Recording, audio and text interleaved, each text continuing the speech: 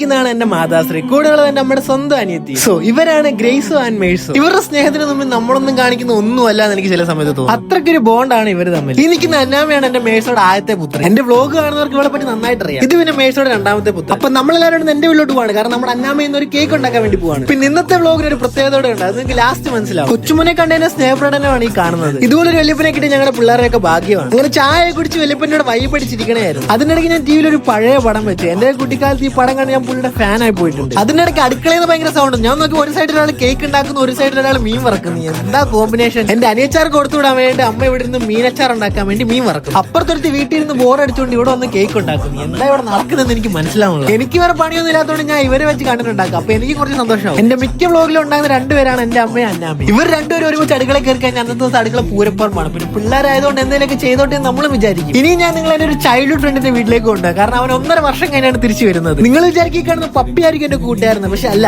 ഈ പൊട്ടനെ പോലെ ഫോൺ വിളിച്ചോണ്ട് പോകുന്നില്ല, ഇവനാണ് എന്റെ ഫ്രണ്ട്. ഞാൻ ഫ്രണ്ട് എന്ന് പറഞ്ഞിട്ട് ഇവൻ ബാക്കാണല്ലോ കാണിക്കുന്നത്. 1.5 വർഷം കഴിഞ്ഞ് UK നിന്നിട്ട് ഒരു മാറ്റം ഇല്ല ഇവന്. എന്താ ഇവനിപ്പോ കാണിക്കുന്നേ? വീട്ടിലുള്ള പട്ടീനെ പോലും അവൻ വെറുതെ വിടൂല.